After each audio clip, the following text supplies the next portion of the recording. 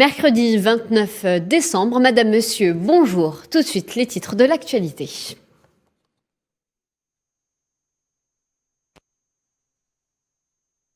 Troisième et dernier jour de la visite d'État du président mauritanien Mohamed Ould Cheikh El Ghazouani en Algérie. Une visite sur invitation du président de la République Abdelmadjid Tebboune.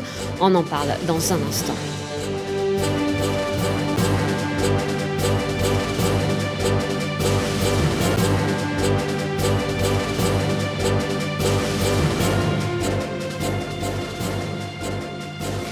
Libye, les discussions entre les différents partis s'intensifient. Objectif, trouver un compromis pour mettre en place une date pour justement la tenue des présidentielles.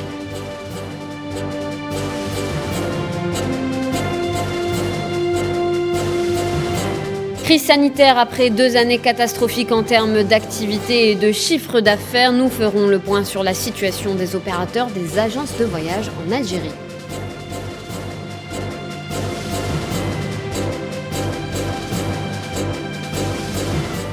Sport, football, plus que 2 semaines avant la Coupe d'Afrique des Nations prévue au Cameroun. Séance d'entraînement et conférence de presse de Belmadi. Le point dans ce journal.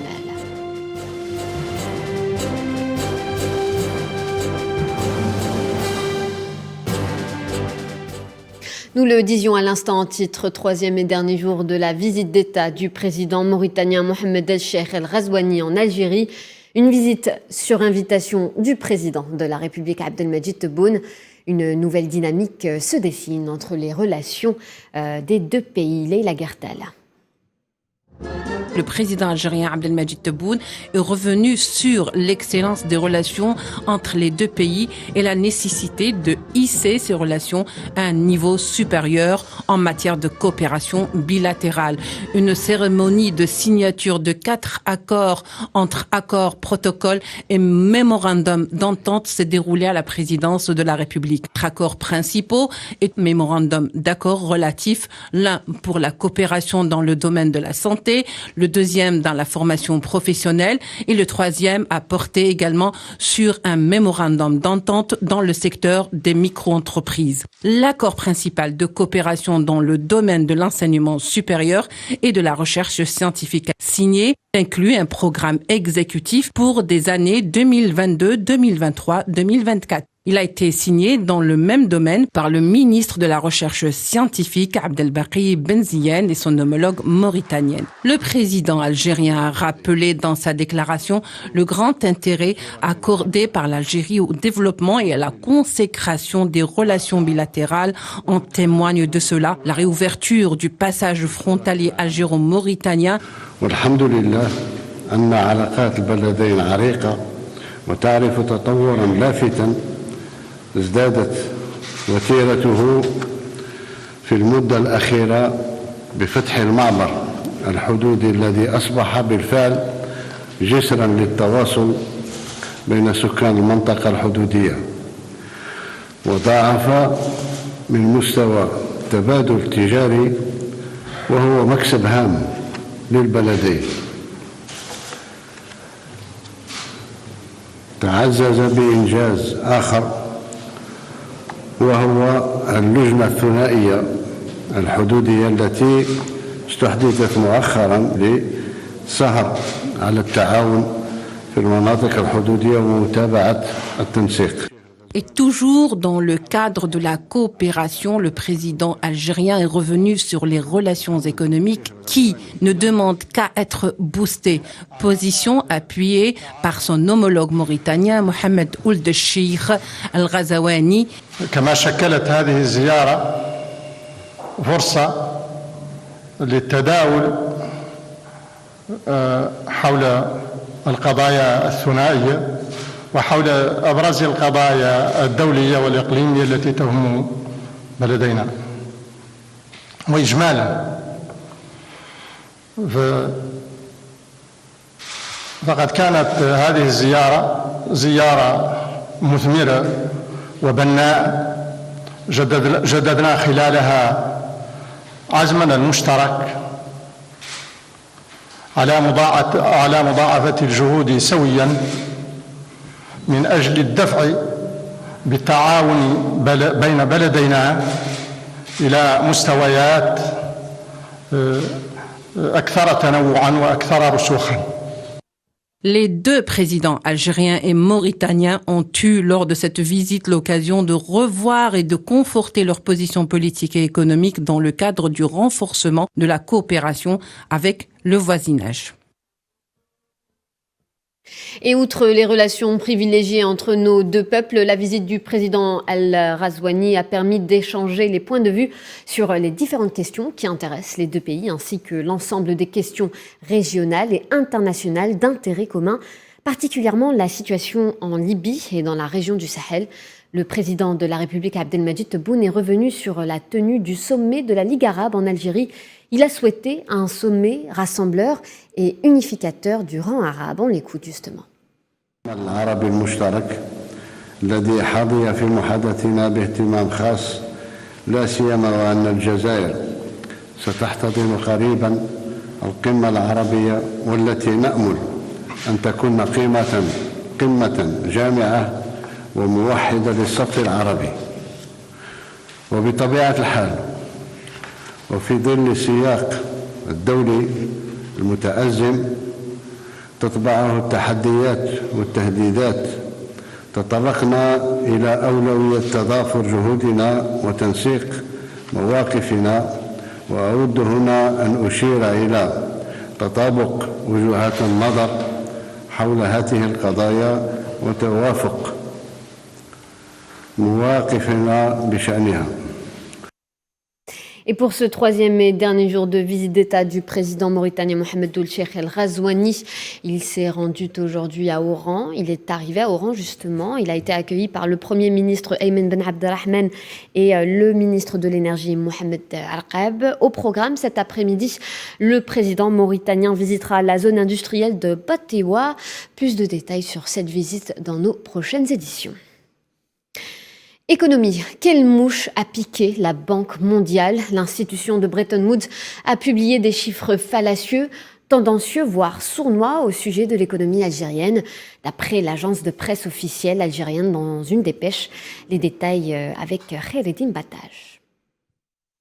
Décidément, le sol se dérobe sous les pieds de la Banque mondiale qui ne trouve rien de mieux à faire que de sortir de son cadre institutionnel pour s'attaquer à l'Algérie. L'institution de Bretton Woods semble perdre le nord en présentant un rapport chiffré sur l'économie algérienne jugé tendancieux et sournois par l'agence de presse nationale. Et pour cause, le groupe présidé par l'Américain David Malpass s'est laissé aller à des prophéties économiques dénuées de tout sens factuel, en supputant qu'un séisme dévastateur et des perspectives obscures frapperont l'économie algérienne dont tous les voyants sont actuellement au vert.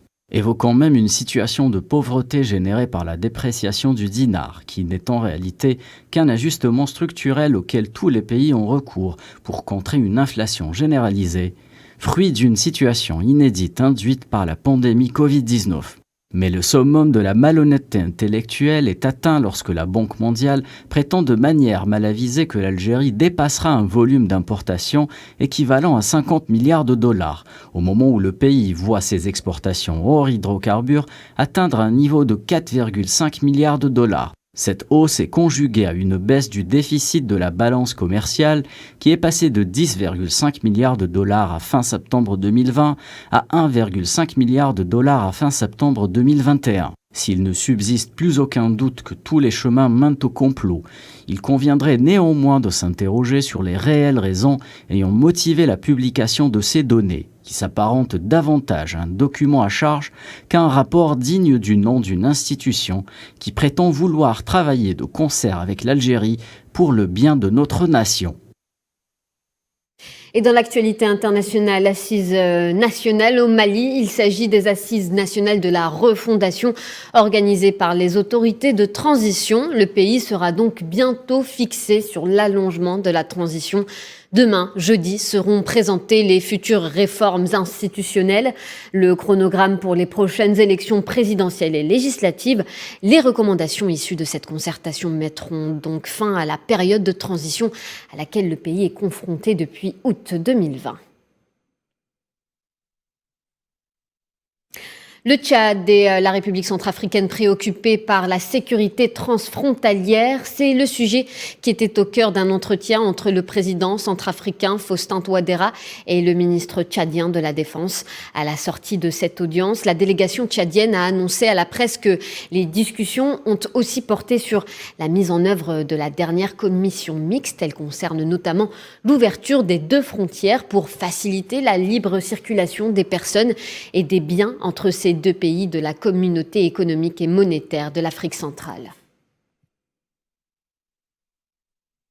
Et en Libye, les discussions entre les différents partis s'intensifient dans le seul but de trouver un compromis qui aboutira à une mise en place d'une date pour la tenue des élections présidentielles dans le pays. Le Parlement libyen, chargé de l'élaboration de la feuille de route d'un nouveau calendrier pour les élections, annonce une nouvelle réunion la semaine prochaine. Mohamed Amin Aberkan. Ce sont de nouvelles discussions, celles entreprises par le Parlement libyen mardi autour de la feuille de route d'un nouveau calendrier pour les élections. Dans le sillage, et selon le porte-parole du Parlement, une nouvelle réunion se tiendra la semaine prochaine. Objectif, laisser plus de temps à plus de concertation. C'est cette même commission parlementaire chargée du suivi des élections de la planification de la prochaine période qui s'était refusée lundi à fixer une nouvelle date pour la présidentielle, initialement prévue pour le 24 décembre, avant la demande d'un report officiel de 30 jours. La commission chargée du suivi des élections, qui avait d'ailleurs présenté son rapport devant 120 députés réunis lors d'une séance très attendue, avait déclaré, je cite, qu'il serait hasardeux à ce stade de fixer une nouvelle date pour l'élection présidentielle. Et c'est dans cette optique que la date du 24 janvier avancée par la commission électorale n'a pas été retenue. La commission chargée du suivi des élections a néanmoins préconisé la mise en place d'une nouvelle feuille de route réaliste et applicable, définissant les étapes mais sans fixer de date pour ne pas répéter les mêmes erreurs, rappelant que des divergences autour de la feuille de route ont poussé la suspension de la séance qui s'est tenue mardi 28 décembre, renvoyée à la semaine prochaine. En Libye, toujours, le plan de former un nouveau gouvernement avorté par la communauté internationale. La communauté internationale rejette donc la tentative de la Chambre des députés de Tobrouk de mettre sur pied un nouveau gouvernement avec un nouveau chef. Un rejet international conduit par la Turquie et le Royaume-Uni et en degré moindre par les États-Unis.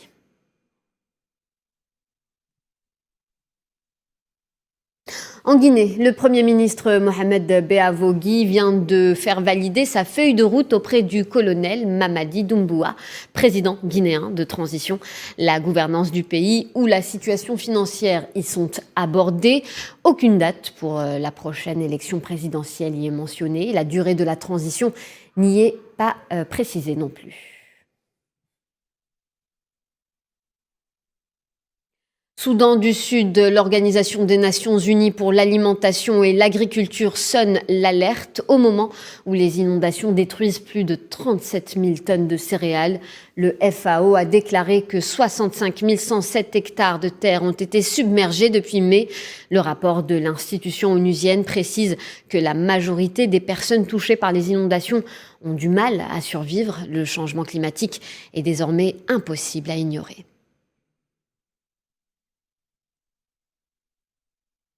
Au Soudan, toujours, au moins 38 personnes ont été tuées dans l'effondrement d'une mine d'or désaffectée. L'incident est survenu dans la province de Kordofan occidentale. La compagnie minière publique a ajouté qu'il y avait également des blessés, sans avancer de chiffres précis. Les effondrements sont fréquents dans les mines d'or du Soudan, où les normes de sécurité ne sont souvent pas en vigueur. Au Burkina Faso, le Forum pour la réconciliation reporté à une date ultérieure. Il était prévu du 17 au 23 janvier 2022. Le ministre chargé de la réconciliation nationale l'a annoncé après une visite au chef de l'opposition hier. L'opposition avait suspendu sa participation aux rencontres organisées pour protester contre la dégradation de la situation sécuritaire. Sur le retour de l'opposition dans le processus d'organisation du Forum de réconciliation, le chef de l'opposition promet une réponse dans les meilleurs délais après une réunion avec les autres responsables de partis politiques. En Gambie, la Cour suprême a rejeté le recours du candidat à la présidentielle de début décembre. Ouassignou Darboe qui dénonçait des irrégularités. Une décision qui valide la réélection du chef de l'État sortant, Adama Barrow. Cette décision de la Cour suprême est sans appel. Dans un tweet, le président Adama Barrow a réagi. Je cite, « Je suis heureux que les Gambiens aient décidé. Notre démocratie fonctionne. » Fin de citation.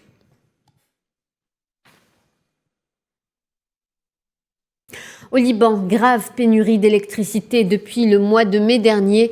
Le Premier ministre Najib Mikati aurait promis l'arrivée prochaine d'électricité en provenance de Jordanie via la Syrie, pouvant permettre une distribution de 10 heures d'électricité par jour. Les détails avec Imen Merad. Le Liban connaît une grave pénurie d'électricité depuis le mois de mai dernier.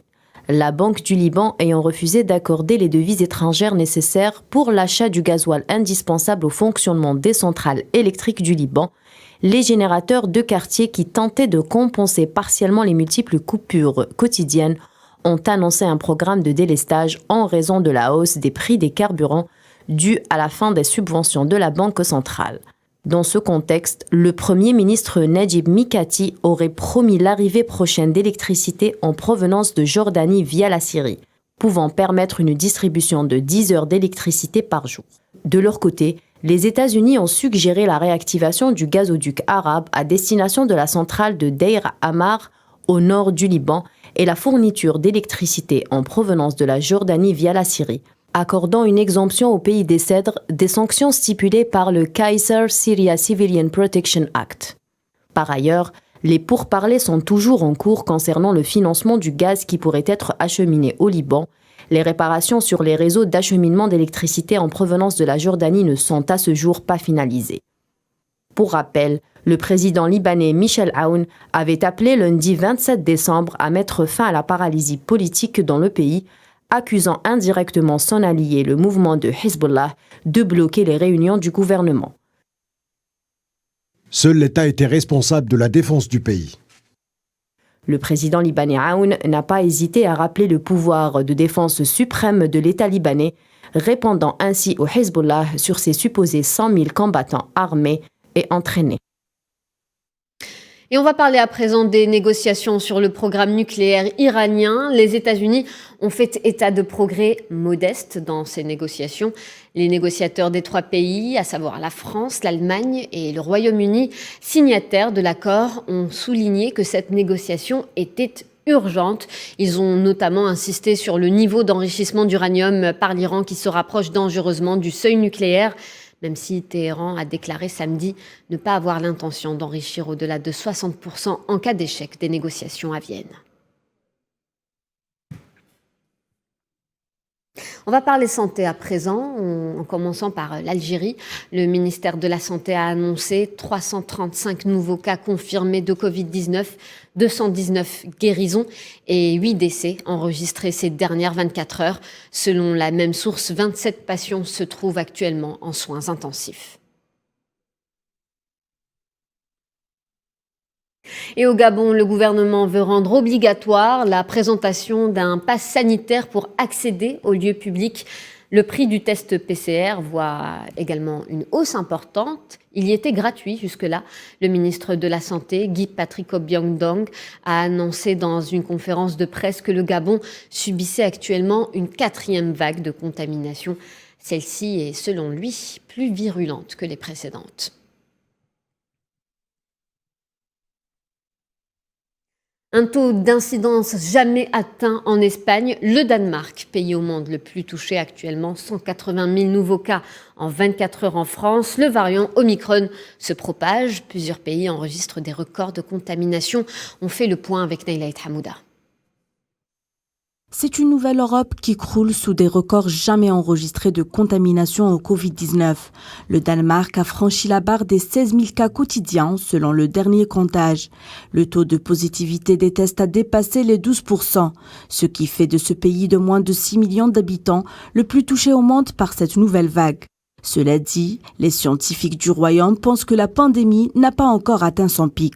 S'il y a un pays et que l'OMS devrait s'inquiéter sur sa situation sanitaire, c'est bien évidemment l'Espagne, où les contaminations grimpent en flèche.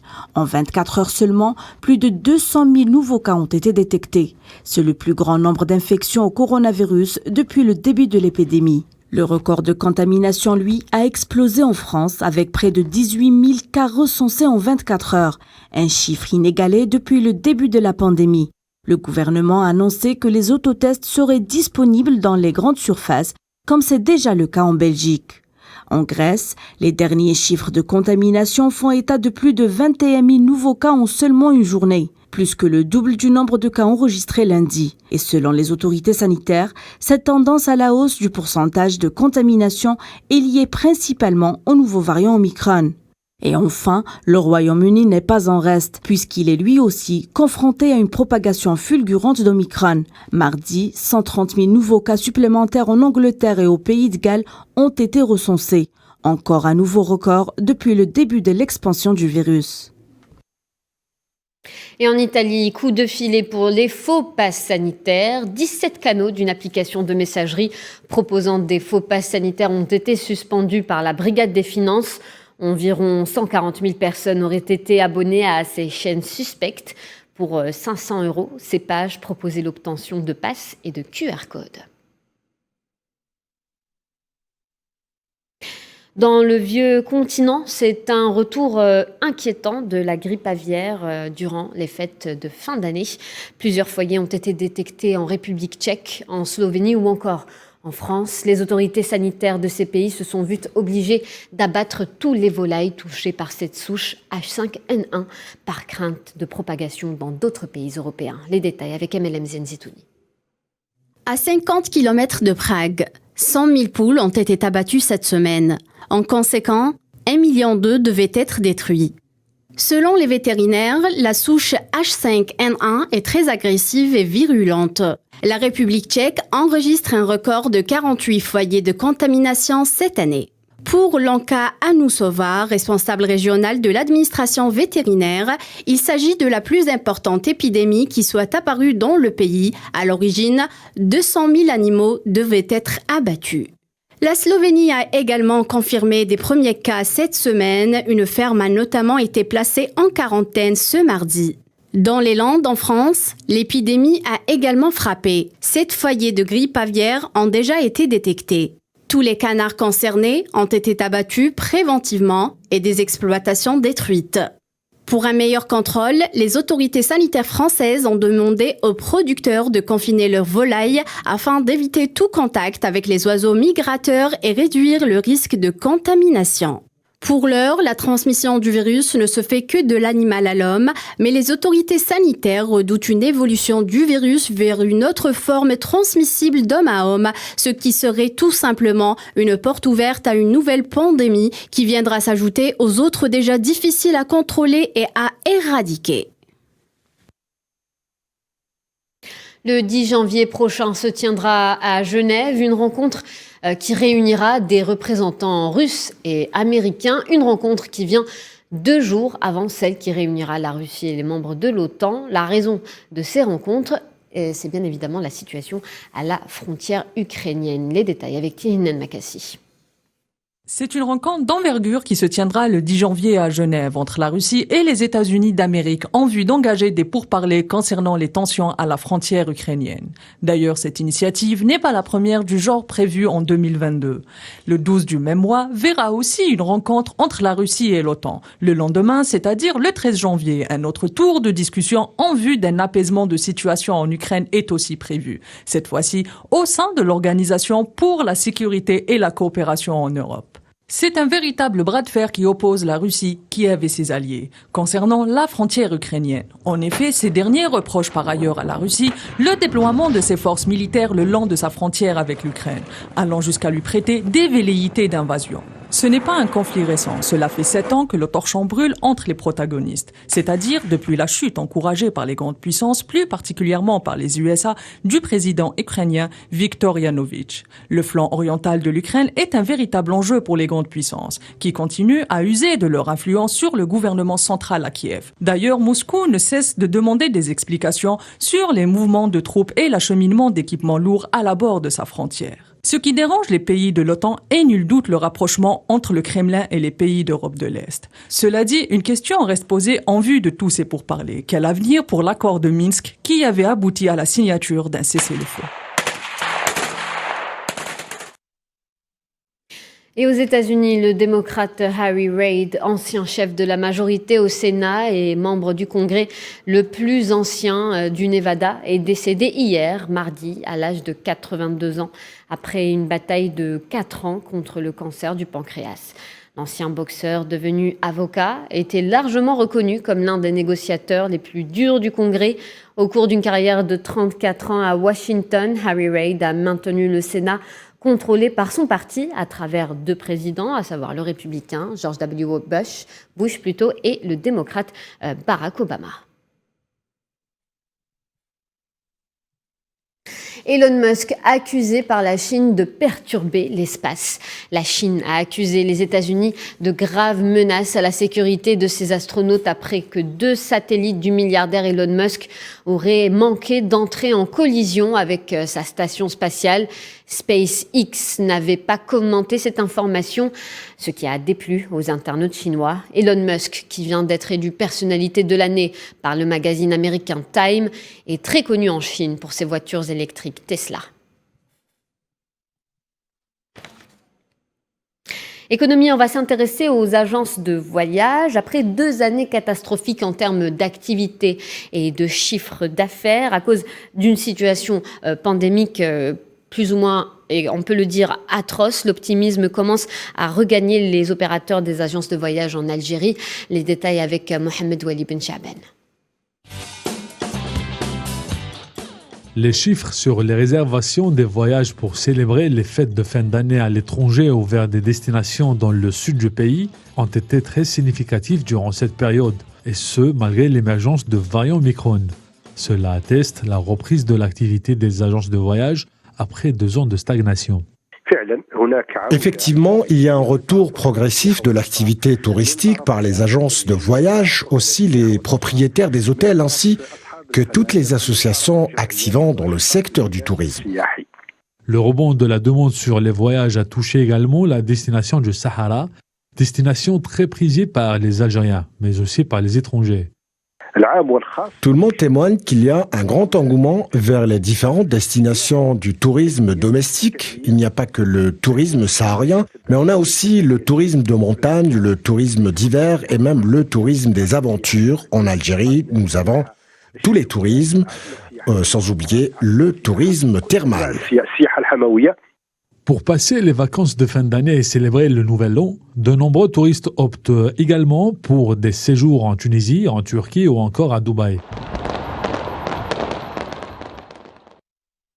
Sport, football, 2 semaines nous séparent du début de la Coupe d'Afrique des Nations prévue au Cameroun. La sélection algérienne, à pied d'œuvre à Doha, au Qatar, depuis lundi soir, a effectué ce matin sa seconde séance d'entraînement au complexe sportif d'Al-Egla à Doha. Avant d'entamer cette séance, un test PCR a été effectué sur les joueurs présents et le staff pour déceler d'éventuelles contaminations au variant Omicron. On peut le voir sur ces images. Il s'agit de la première séance effectuée hier soir. Ils étaient au total 11 joueurs à l'appel des premières touches de balle en présence des membres du staff technique. À leur tête, le sélectionneur national Jamel Belmadi qui a réuni ses joueurs avant le début de la séance pour planter le décor et rappeler les grandes lignes de ce stage. Un stage qui sera ponctué par 2 matchs amicaux face à la Gambie et le Ghana. Et pour ces 2 joutes amicales, le sélectionneur national Jamel Belmadi a fait appel à Abderrahmane Medjed pour pallier l'absence momentanée de Raïs Mbolhi et Zerba qui seront libérés par leur club le 3 janvier. Et en marge de cette préparation d'avant-CAN, prévue, rappelons-le, au Cameroun, le sélectionneur national Jamel Belmadi sera face à la presse nationale et internationale demain jeudi à 11h. Une conférence de presse qui aura lieu non pas à Sidi Moussa à Alger, mais à Doha, la capitale qatari. Lors de cette conférence, Jamel Belmadi reviendra certainement sur ce dernier stage avant d'entamer la compétition sur la préparation et les défections de dernière minute dues en grande majorité à la pandémie Covid-19. Le sacre de la sélection algérienne en FIFA Arab Cup pour la première de son histoire sera aussi au menu de cette conférence. Et pour le bon déroulement de ce point presse, la fédération algérienne a communiqué sur les modalités pour y accéder. Et on pouvait lire sur le site officiel de la FAF que seuls les représentants des médias munis de leur carte professionnelle et de l'application Ehteraz seront admis au niveau de la salle.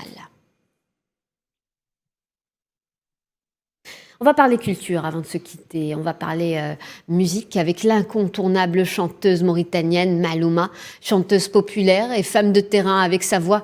Elle porte la tradition musicale de son pays. C'est un sujet signé Amira Bedia. C'est entre cet immense océan et ce vaste désert qu'est née la reine de la musique mauritanienne. Malouma Mintoul Midah a grandi dans une famille de griottes avec un père chanteur, un grand-père écrivain et une mère qui lui a appris à jouer dans l'ardi, cet instrument qui vient du fin fond du patrimoine mauritanien. Malouma s'engage à revendiquer ses origines avec sa voix rocailleuse qu'elle apporte sa touche en s'ouvrant aux autres musiques du monde. Du blues au jazz en passant par l'électro, la diva accompagne son style musical par des chants populaires traditionnels. Multilingue, Malouma chante en wolof, en hassania, en arabe et en français. Elle porte sa musique sur toutes les scènes du monde entier. En plus, son engagement artistique et sa casquette de sénatrice lui a permis de défendre la place de la femme dans la société et de contribuer à l'éducation des plus jeunes. Sans oublier son implication dans des projets de protection de l'environnement. Cette femme qui a plus d'une corde dans son arc impose le silence dès qu'elle met ses doigts sur son ardin. Voilà, c'est la fin de ce journal. Merci de votre attention. Tout de suite, un point météo avec MLM et Zitouni. Retrouvez Nabila Houssine ce soir pour votre journal du 19h. D'ici là, passez une excellente journée sur Al24 News.